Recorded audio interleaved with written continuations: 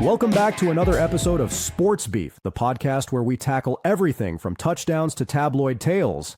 I'm your host, Bill Scores, and joining me is the man who once hit a golf ball so far, it almost landed on another planet, Beef Washington. Hey now, Bill. I'm just trying to keep my drives in the fairway. What are we going to talk about today? Anything I can beef about? Today we're going to discuss a subject that changed the world back in the 90s. You mean the official end of the Cold War? Grunge music, Friends, The Fresh Prince, video games, the Rwandan genocide, the proliferation of mobile phones. A lot happened in the 1990s. You forget the event that started the reality show phenomenon, the rise and fall of OJ Simpson. You know that he did it, Bill. Let's kick things off with his upbringing. He made a name for himself at Galileo High School in San Francisco. USC offered him a scholarship and he ran with it, literally. Right. The guy won the Heisman Trophy in 1968. If he were a car, he'd be a Ferrari, and I'd be a minivan trying to keep up with him. I mean a bad minivan, like a 1986 Dodge Caravan or a Chevy Uplander. You couldn't be that bad, Beef. You were no worse than a Chevy Bronco. Oops, my bad. Getting back on track, OJ was the first overall pick in the 1969 NFL Draft by the Buffalo Bills. He was picked before Bob Lilly and Larry Sonka to show you his talent level. He demanded what was then the largest contract in professional sports history, which was $650,000 over 5 years. To give you perspective, Bill, I made that per game playing baseball. He was the first player to rush for over 2,000 yards in a season, in the snow.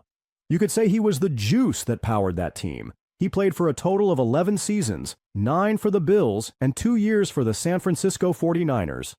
Other than Frank Gore, you don't see running backs last that long. Orenthal James Simpson, he was quite the player.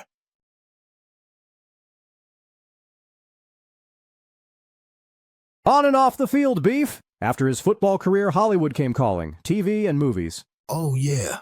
OJ traded in his cleats for acting shoes. Remember those Hertz commercials? He'd run through the airport hurdling old ladies. Grown men would do a Home Alone face and yell, "Go, OJ, go." What you didn't see is that they would put meat in his back pocket and let loose the hounds. Oh yeah, I'm OJ and I'm running. Just not from the police yet. He also played an astronaut in Capricorn 1. Not a happy ending for him in that movie. Then he turned to comedy. Ha! Exactly. And then he was in the Naked Gun series. Hilarious. He had a knack for laughs, which is surprising considering his life became more dramatic than a soap opera. Speaking of drama, let's talk about the tragic events surrounding Nicole Brown Simpson's murder. It shocked the world. This is what happened. OJ was married to Nicole Simpson, a beautiful blonde that drove him wild with jealousy. She couldn't take it anymore, and they split up. One day, Nicole left her glasses at a restaurant, and a waiter named Ron Goldman returned them to her home. Did OJ have a beef with Goldman?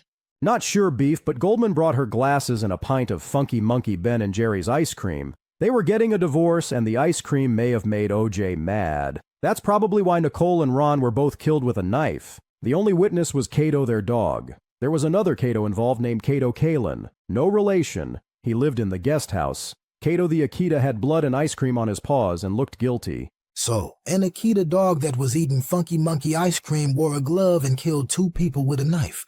Are you sure? There was no other explanation, Beef. Other than a jealous husband with a history of violence who was angry while carrying a machete, Kim Kardashian's dad would eventually hide from the police. And then came the snail's pace Bronco chase. Who knew a slow-speed car parade could be so riveting? It was like watching paint dry, but somehow people couldn't look away.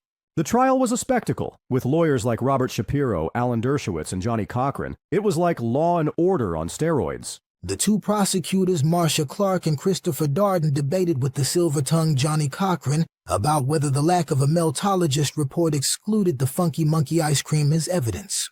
The trial was on TV 8 hours a day for a year.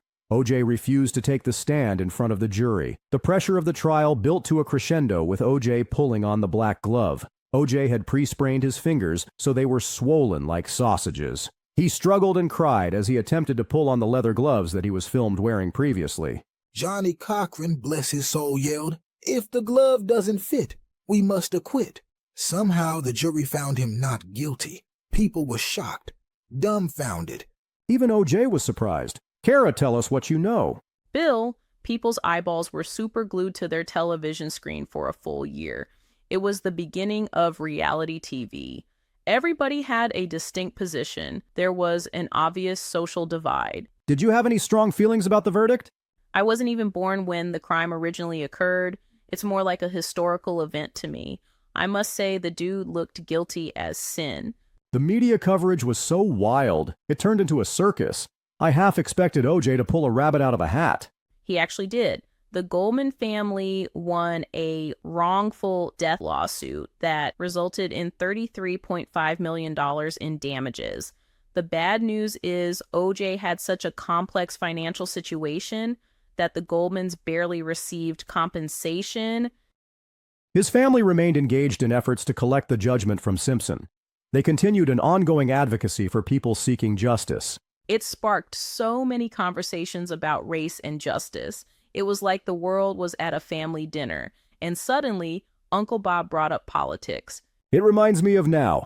OJ would probably be nominated to head the Department of Justice. Bill, the OJ trial was a pivotal moment in American culture. A wild chapter in history indeed, and definitely one we won't forget anytime soon. Let's give a thanks to llmvideos.com providers of mini podcasts like this one, as well as interactive avatars, like follow and subscribe.